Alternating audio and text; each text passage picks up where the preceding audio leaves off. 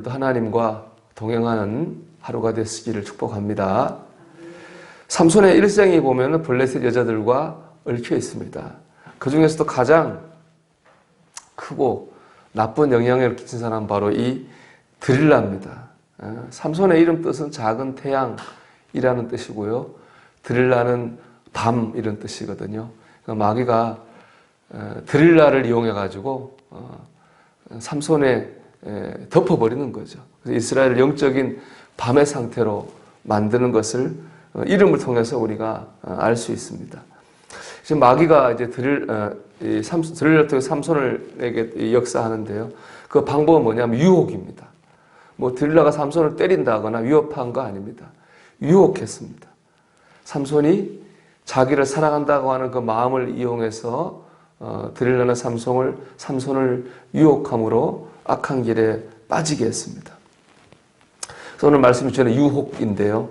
먼저 유혹에 넘어가 죄를 지으면 믿음의 축복을 잃어버리는 걸 알아야 됩니다. 삼손은 기어이 드릴라의 유혹에 넘어가서 머리를 깎으면 힘이 없어진다고 하는 것을 알려줍니다. 그래가지고 결국에는 블레셋 사람에게 잡혀가게 되죠. 삼손은 나시린으로 소원된 사람입니다. 삼손이 머리를 깎지 않는 이유는 어떤 자기 헤어스타일 때문이 아니고 나시린은 하나님 앞에 머리 깎으면 안 되는 서약을 한 사람입니다. 이건 헤어스타일의 문제가 아니라 영적인 문제고 하나님과의 관계의 문제입니다. 결국 삼손은 유혹에 넘어가서 하나님과의 관계를 잘못 만들게 된 겁니다. 우리도 마찬가지입니다. 유혹에 넘어가서 어떤 잘못된 말을 하거나 행동을 했다고 하는 건 단지 말과 행동의 문제가 아닌 거죠. 하나님과의 영적인 관계의 문제입니다. 자, 삼손이 머리가 잘라지니까 어떻게 됐습니까? 힘을 잃어버렸잖아요. 하나님과의 관계가 어그러져서 유혹에 빠져 어그러지면은 힘을 잃어버립니다. 믿음의 힘을 잃어버리는 거예요. 그런가 하면은 다윗은 바세바와 불륜을 행하잖아요. 그것도 유혹에 넘어갔잖아요. 다윗이 뭘 잃어버렸습니까? 구원의 기쁨을 잃어버렸습니다. 그래서 시편 51편 12절 말씀 다윗이 이렇게 기도해요. 주의 구원의 즐거움을 내게 회복시켜 주소서. 우리가 유혹에 넘어가면 이 정도면 괜찮겠지. 유혹에 넘어가서 말하고 행동하고 나면 우리 믿음의 힘도 잃어버리고 구원의 기쁨도 잃어버리고 평안도 잃어버리게 됩니다. 우리가 이것을 기억해야 됩니다. 두 번째, 유혹은 가장 사랑하는 사람, 가장 좋아하는 것에서부터 옵니다. 우리 4절 말씀 보면 이렇게 되어 있는데 이후에 삼손이 소래골짜기에 드릴라라 이름하는 여인을 사랑하며. 삼손이 그동안 여러 여자를 만났는데 사랑한다는 말이 한 번도 없었어요. 왜냐, 삼손은 이제 그 블레셋 여자를 만난 이유가 일종의 영적인 독립운동의 일환이었거든요. 그런데 드릴라만은 달랐습니다. 오늘 말씀 본 것처럼 드릴라만은 진심으로 사랑했습니다. 그러니까 드릴라의 유혹에 넘어간 거죠. 여러분, 우리가 유혹이 어디서부터 오느냐? 내가 사랑하는 사람에서 온다고요. 내가 좋아하는 것에서부터 유혹이 옵니다. 내가 사랑하는 사람 때문에, 좋아하는 것 때문에 하나님께 집중하지 못하고 온전하게 순종하지 못합니다. 하나님과의 관계가 멀어지게 되는 겁니다.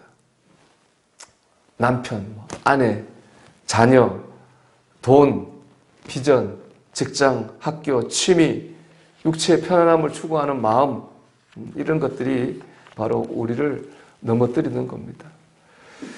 여러분을 유혹하는 것이 뭡니까? 여러분을 자주 유혹하는 것이 있겠죠. 우리 다 있으니까. 여러분, 유혹은 거기서부터 옵니다. 우리가 그것을 기억해야 되겠습니다. 세 번째로 유혹은 집요합니다. 본문을 보면 드릴라가요, 삼손에게 약점을 가르쳐 달라고 여러 번 묻습니다. 사실 4절에서 15절까지 말씀 보면 드릴라가 삼손의 약점 가르쳐 달라고 삼손에게 3번을 묻거든요. 삼손이 그때는 매기 안 하고 잘 넘어갑니다. 근데 드릴라가 포기하지 않습니다. 16절 말씀 보세요. 날마다 그 말로 그를 재촉하여 조름에 삼손의 마음이 번뇌하여 죽을 지경이라. 날마다 유혹했어요. 삼손이 막 너무 괴로워 힘들어 죽을 지경까지 몰아세웠어요. 그래서 삼손이 결국에는 그 유혹에 넘어가게 됐거든요. 여러분, 죄의 유혹은 집요합니다. 한두 번 왔다 끝나지 않습니다. 우리가 거절하기 힘들 때까지 계속 우리를 유혹하고 우리를 괴롭힙니다. 그러니까 우리가 방심해서는 안 됩니다. 정리하면 이렇습니다. 마귀를 유혹합니다. 가장 사랑하는 사람, 가장 좋아하는 것을 통해서 우리를 유혹합니다.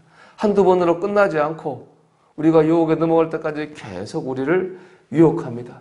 이 유혹에 넘어가면 믿음의 힘도 잃어버리고 기쁨도 잃어버리고 평안도 잃어버리게 됩니다.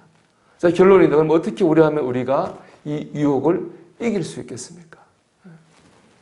코람데오의 믿음으로 살아야 됩니다. 코람데오라고 하는 라틴어인데요. 그 뜻은 하나님 앞에서 이런 뜻입니다. 즉 코람데오의 믿음으로 산다고 하는 것은 내가 지금 하나님 앞에 산다. 지금 하나님이 내 앞에 계신다. 라는 믿음을 가지고 살아가는 겁니다.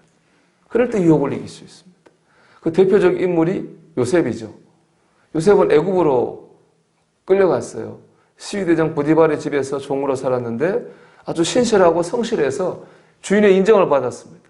근데 그때 주인의 부인이 요셉을 유혹합니다. 그 유혹을 거절하면 그때부터 요셉의 인생에 고난이 시작되는 거예요. 눈 한번 감고 유혹에 넘어가 주는 것이 아마 요셉에게 육체적으로는 더 편안할지 몰라요. 하지만 요셉은 유혹을 거절합니다. 그리고 그 이유에 대해 이렇게 말합니다. 우리 창세기 39장 9절의 말씀인데요. 그래도 내가 어찌 이 큰 악을 행하여 하나님께 죄를 지으리까 이렇게 말합니다. 요셉은 이 유혹을 사람과 사람과의 관계의 문제가 아니라 하나님과 나와의 관계로 바라봤습니다. 그렇기 때문에 유혹을 이길 수가 있었던 거죠. 즉 하나님 나를 보고 계시다고 하는 것을 의식한 거예요. 그러니까 유혹을 이길 수가 있었던 겁니다. 우리가 아침에 기도하고 있습니다. 기도할 때 우리 믿죠. 하나님께서 내 기도를 들으신다고 하는 것을 믿습니다. 그걸 믿는 놈은 반대로 하나님이 나를 보고 계신다고 하는 것도 믿어야 됩니다. 하나님이 기도는 들으시면 다른 건 눈 감고 계신다? 그러시진 않을 거 아닙니까? 기도를 들으신 하나님께서는 우리의 삶도 보고 계십니다. 우리가 이것을 믿고 살아갈 때, 의식하고 살아갈 때 우리는 우리를 망하게 하는 유혹에서 벗어나게 될 줄로 믿습니다. 여러분 오늘도 분명히 유혹이 올 겁니다. 내 편한 대로 말하고 싶고 편한 대로 행동하고 싶을 때가 오지요. 여러분 그럴 때 우리 앞에 계신 하나님을 바라보시기 바랍니다. 그래서 유혹을 이기고 망하는 길이 아니라 잘 되는 길로 가시기를 주님의 이름으로 축복합니다.